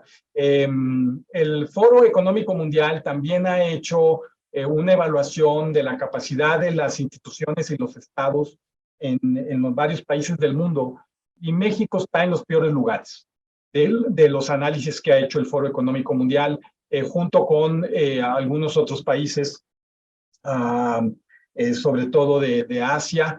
En México, el INEGI hace cada año, y ya no les pude mostrar lo que preparé de la encuesta nacional de gobierno, que cada año hace una encuesta sobre el nivel de satisfacción de los ciudadanos con las políticas públicas y los servicios básicos. En México, de acuerdo a esta encuesta, menos de la mitad de los ciudadanos en las ciudades mexicanas está satisfecho con los servicios públicos de agua, de luz, ¿no? Con los programas sociales. Hay un alto nivel de insatisfacción que se muestra en las encuestas, al menos del INEGI, con los programas gubernamentales. Entonces, a mí me parece que en función de esta situación de un Estado débil, y que yo lo veo más debilitándose que fortaleciéndose, en términos estructurales, en términos institucionales. A mí me parece que en este contexto el estudio de las políticas públicas es muy importante y seguirá siendo muy importante en los siguientes años y décadas, en mi opinión. ¿Sí? Y pues con eso terminaría en un minutito antes. De nuevo, les ofrezco, colegas, una disculpa por los retrasos y problemas, pero bueno, creo que pude hacer la presentación. Ya uno está desacostumbrado, al menos yo, a hacerla sin PowerPoint, pero espero que no haya quedado tan mal. Muchas gracias, Omar. Gracias, doctor José Luis Méndez. Al contrario, nosotros agradecemos la participación. Entendemos que hay cosas que se salen de nuestras manos y lo importante es que pudo incorporarse y que nos pudo compartir los conocimientos acerca de las políticas públicas, un breve repaso histórico que recae puntualmente en nuestro país. Muchas gracias, doctor. Pues bien, vamos a pasar a la ronda de preguntas y respuestas que nos ha hecho llegar nuestro auditorio a través de las redes sociales de la Cátedra Francisco I. Madero, de la Coordinación de la Ciencia Política y de la División de Ciencias Sociales y Humanidades de nuestra Casa de Estudios. Voy a hacer una primera ronda, una pregunta por cada uno de ustedes que va puntualmente dirigida, y si nos da todavía el tiempo, pues bueno, pasaríamos a una segunda ronda. Voy en el orden, como expusieron. La primera pregunta para la doctora María Eugenia Valdés Vega sería, en el contexto actual que vive nuestro país y América Latina, ¿existirá una evolución de los conceptos que usted refirió en su exposición? Repito, en el contexto actual que vive México y América Latina, ¿existirá una evolución de los conceptos que usted mencionó? Es para la doctora Valdés Vega. Posteriormente, para el doctor Héctor Samitis Gamboa. Al hablar acerca de una conceptualización regional versus una conceptualización a nivel mundial, ¿cuál es el papel o las características que se han sucedido en el caso mexicano? Esta es para el doctor Héctor Samitis Gamboa. Para el doctor Ángel Cermeño, la pregunta es, ¿cuáles son, a manera de profundizar, los elementos que llevan a la desciudadanización?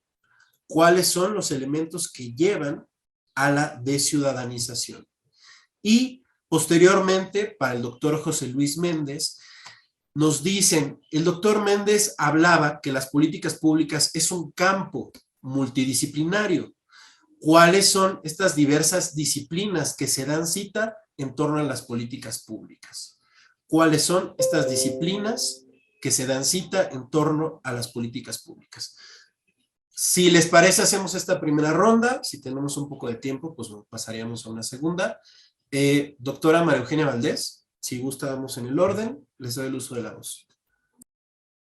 Es una pregunta muy interesante, porque Yo estoy de acuerdo con Soledad Loaesa al hablar de la ciencia política, que la ciencia política y la teoría política en particular avanza conforme avanza la sociedad, va atrás de los fenómenos políticos.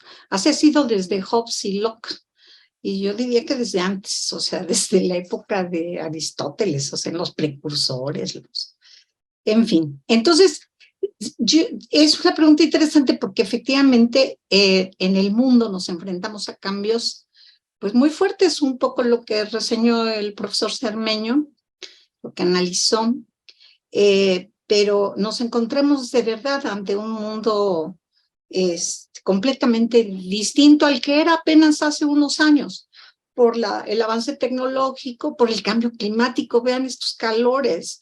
O sea, cuando en junio no habíamos tenido lluvias ya, lluvias serias, ¿no?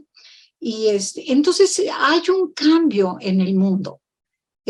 Siempre ha habido un cambio, siempre hay evolución. Es parte de la esperanza de la humanidad que las cosas se modifiquen, que las cosas cambien. Algunas van a cambiar para mal, otras para bien. Pero es muy difícil que esperemos para siempre una cosa estática.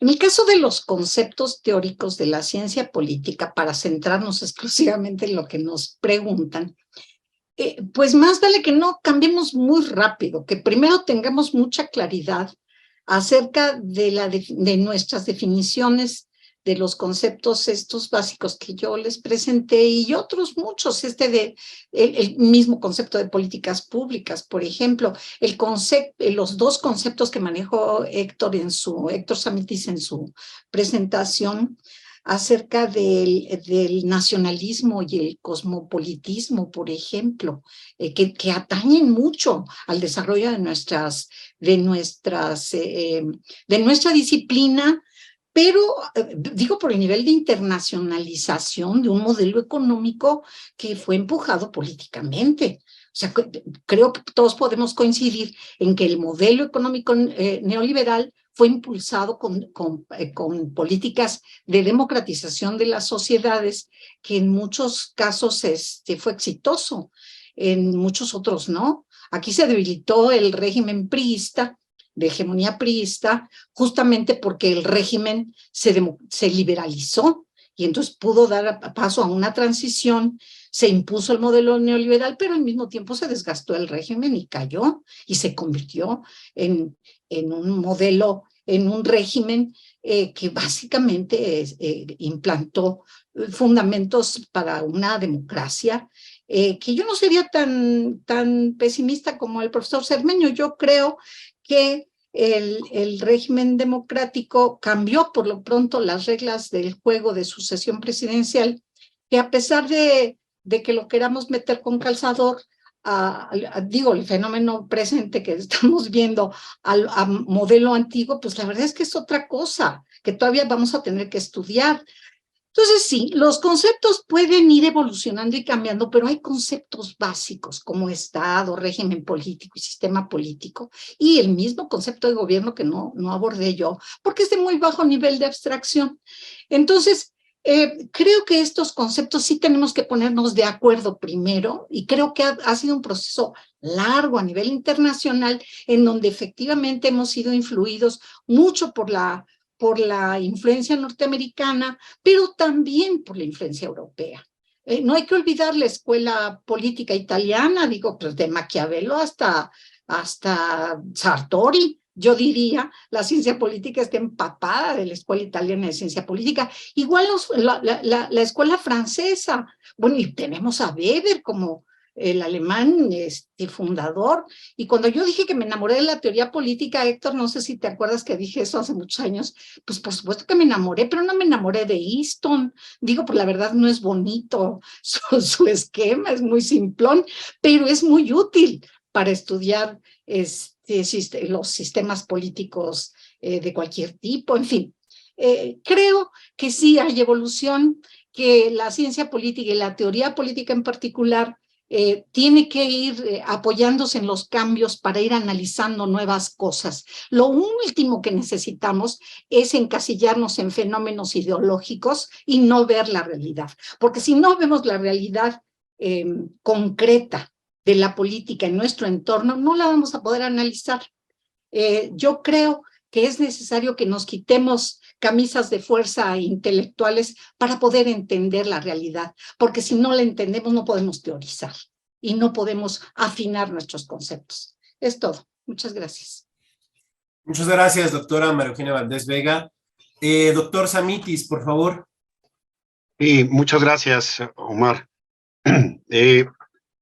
Bueno, yo quiero decir al responder la pregunta que hace unos 20 años reflexionaba y decía, ¿cómo vamos a comparar países? México puede ser comparable con Estados Unidos, México puede compararse con Europa, y la deducción lógica me llevó a la región latinoamericana, ¿no? Si México se puede comparar con sus más o menos países similares latinos, en algunos casos, ¿no? Donde hay diferencias, evidentemente, pero no es la broma que dicen muchos de manera muy irresponsable de que hay que tropicalizar las políticas, ¿no? Ni tampoco hay que ubicarnos en la región en la que nos situamos.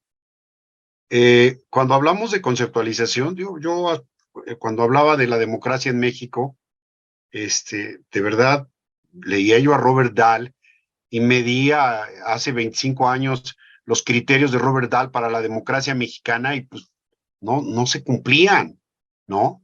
Eso era algo básico que teníamos, pero esto no quiere decir que uno dejara de tener la influencia de los enfoques, sobre todo de la ciencia política norteamericana. Yo creo que hoy los enfoques se han expandido. El reto del estudio politológico es dominar los enfoques y saber aplicarlos, como ha señalado María Eugenia, ¿no? Yo sigo usando para determinados efectos el enfoque behaviorista, el del comportamiento, el análisis sistémico, ¿no? Y para otros sigo usando el rational choice.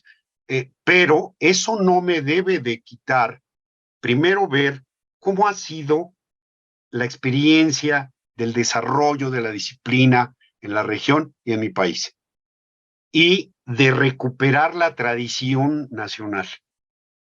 Y no estoy hablando de las tradiciones nacionales antes de la llegada de la revolución behaviorista, estoy hablando de estas un poco de lo que hablaba José Luis Méndez. ¿Quiénes son esos autores latinoamericanos que han hecho esfuerzos para tomar los enfoques, digamos, extranjeros? Y aquí haría yo una puntualización. Sí tenemos una influencia europea bellísima, pero cuando llega la influencia norteamericana, se desdibuja en muchos momentos esta situación. Yo me pregunto, ¿qué autores internacionales se han interesado en Latinoamérica? Son muchos. Hay gente que verdaderamente se ha interesado en hacer estudios con categorías, digamos, universales en Latinoamérica. A mí me sorprendió, por ejemplo, ver cómo querían a Dieter Nolen en Sudamérica. Y ahí descubrí que Nolen pues, era un autor a la altura de Sartori, pero ni siquiera Sartori había penetrado tanto en América Latina como sí lo había hecho Nolen, para muchos de los aspectos en términos de la enseñanza, ¿no? A la pregunta concreta yo respondería, hay que preguntarse justamente esto, ¿cómo cada centro de estudios abrazó o ha abrazado los enfoques que han llegado y de qué manera y para qué? ¿Se han olvidado las tradiciones nacionales? ¿Existen? ¿Hay que seguirlas manteniendo? Porque eso habla justamente de nuestra identidad. Y si la identidad es latinoamericana, tenemos que responder justamente a ella. Esto nos lleva a muchas discusiones, sí, que pueden ser debates ideológicos, que pueden ser posiciones sobre colonización o descolonización, pero a mí me parece que las nuevas generaciones no deben de olvidar esto y debemos de tenerlo justamente presente para poder tener muy claro cómo fue el desarrollo y de qué manera estamos ubicados para poder rebasar esas barreras que se señalaban hace rato y que no son nada sencillas, particularmente también en el asunto de la democracia. Con eso concluyo. Muchas gracias. Gracias, doctor Sarmitis. Doctor Sarmeño, por favor. Bueno, como dicen en los parlamentos, ¿cómo dicen? Por implicaciones o por, bueno, en los debates parlamentarios, ¿no? Sí, lo del personal, pesimismo. ¿no?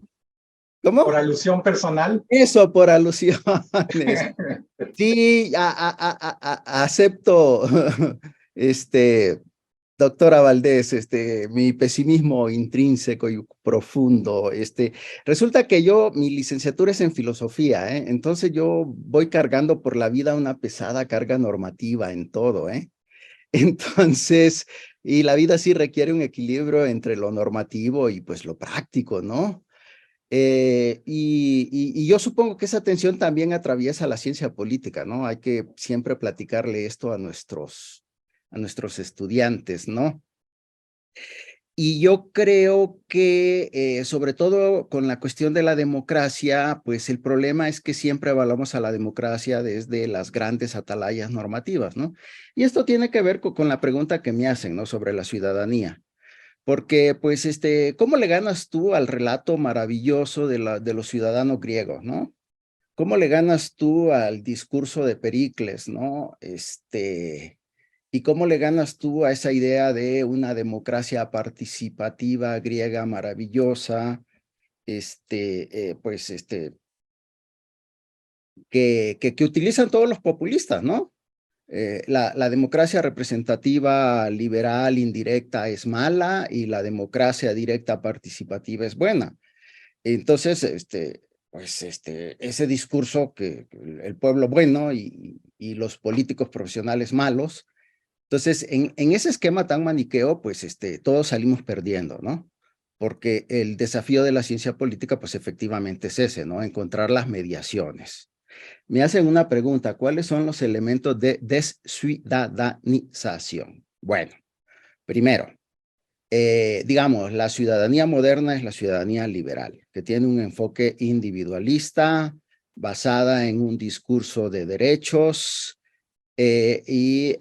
digamos, las categorías viejas y nuevas hay que estudiarlas, analizarlas, ¿no? Y toda esta idea de el individuo como sujeto de derechos, como el soberano último, en una relación con el Estado, que lo tiene que educar en una cultura cívica, en donde el Estado juega un rol fundamental, y en donde debe haber un sistema de educación pública fundamental. Bueno, pero todo eso ya no funciona en el mundo de hoy, porque el mundo de hoy es tan fundamentalmente distinto. Y pues el gran reclamo que tenemos que hacerle a los economistas que pasaron a fastidiarnos, ¿no? Porque el mercado desplazó al Estado y pues todos los análisis fundamentales, ¿no? Tenemos que pelearnos porque nuestro santo varón San Schumpeter pues nos dijo que pues los ciudadanos no son ciudadanos, son consumidores y que la política realmente existente tiene que funcionar a partir de un análisis pragmático de rational choice, ¿no? Y pues seguimos enseñando eso en las aulas, digamos, en las aulas más supuestamente respetables y más, y bueno, y nada de eso funciona en el mundo real. Entonces, ¿de dónde viene la desciudadanización? Que las mediaciones ya ni siquiera son las del mercado convencional. Ahora vivimos en un mundo de algoritmos, en un mundo de tecnología, en un mundo en donde ya ni siquiera entendemos bien cuál es el espacio público del que nos habló San Hannah Arendt y San Jürgen Habermas. Ya no lo entendemos. Y entonces ese es el reto que tenemos los politólogos. Entonces, pues me agarra la pregunta con los dedos en la puerta. porque no tengo yo una buena respuesta que dar. Solo decirles que lo que tenemos que hacer los teóricos es reconstruir los modelitos de la relación entre Estado, mercado y tecnología para ver cómo se ha dado la evolución y para ver cómo eso ha configurado los modelos de ciudadanía en el mundo contemporáneo y para saber cómo tenemos que construir ciudadanía aquí y ahora, para poder explicar cómo se manipula a las personas y cómo las personas ahora que creen que son autónomas somos todos manipulados para generar esas oleadas de odio. De veras, la ficción es fundamental y yo sí creo que a veces el arte va un paso adelante que nosotros los que nos consideramos teóricos. Esa serie fascinante que uno encuentra en Netflix, que se llama Mirror, ¿no? Broken Mirror, ¿cómo se llama? Mirror, bueno. Mirror, Black Mirror, Mirror. sí, Mirror. Sí, tiene unos capítulos fascinantes, ¿eh? Resulta que un chamaco que no sabe cuál es su vida, amorosa, ¿no?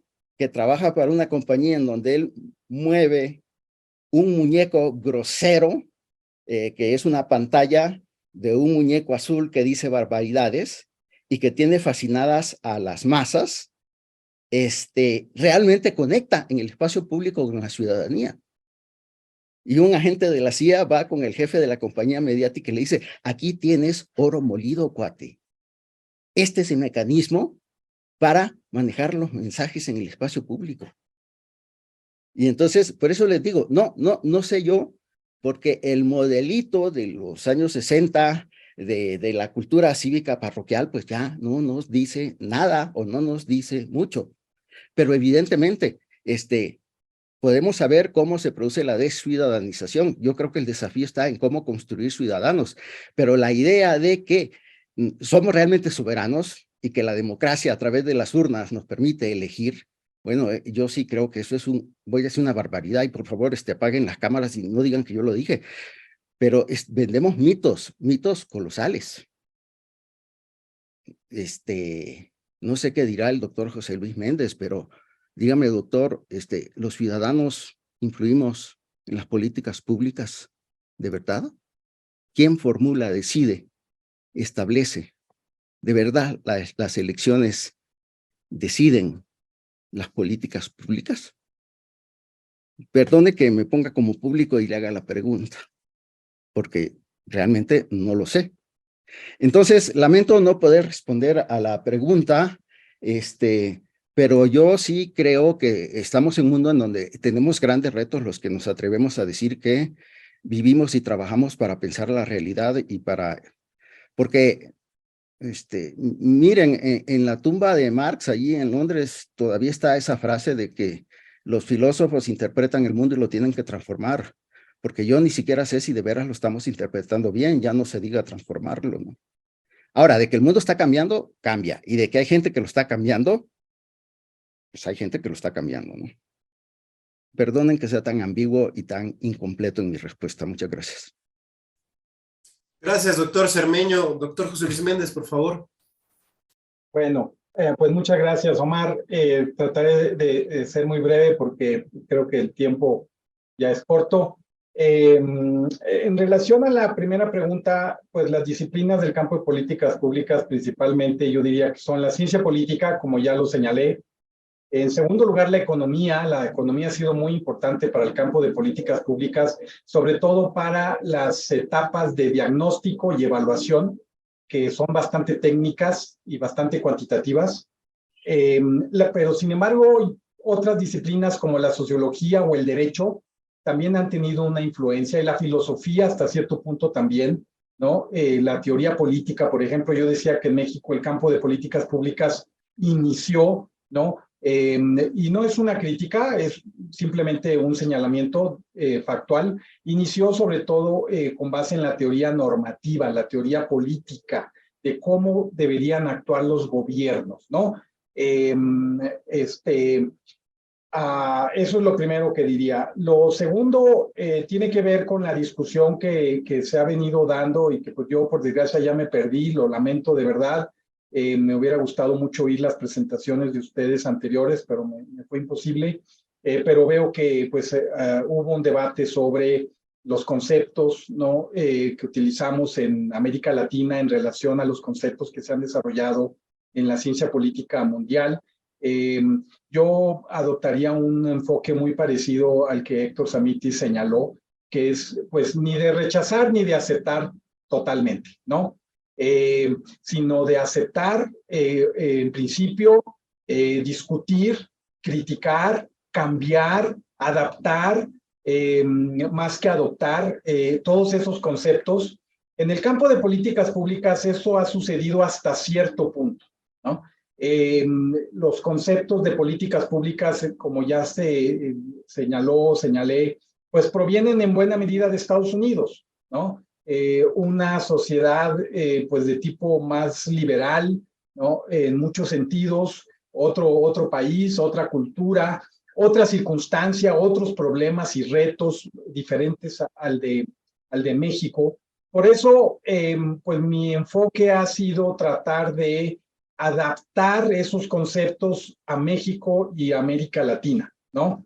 Y bueno, tengo pruebas porque el libro que saqué hace poco sobre políticas públicas precisamente tiene como subtítulo Enfoque estratégico para América Latina. Políticas públicas, enfoque estratégico para América Latina, en donde trato de discutir en qué medida esos conceptos sirven o no sirven para resolver los problemas en política pública, de política pública en América Latina y estudiar las políticas públicas latinoamericanas, ¿no? No me da tiempo realmente de meterme ahorita mucho en esa discusión, pero coincidiría en que nuestra posición como analistas, estudiosos, investigadores latinoamericanos, en mi opinión, debe ser o debería ser la mejor posición, es pues de conocer, ¿no? Esos conceptos de una manera crítica, conociendo también los propios conceptos que desarrollamos los autores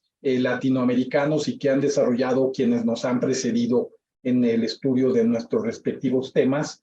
Es decir, una visión a la vez nacional, pero también una visión que no se cierra, ¿no? A los desarrollos teóricos del mundo, sea Estados Unidos, sea Europa o sean otros países.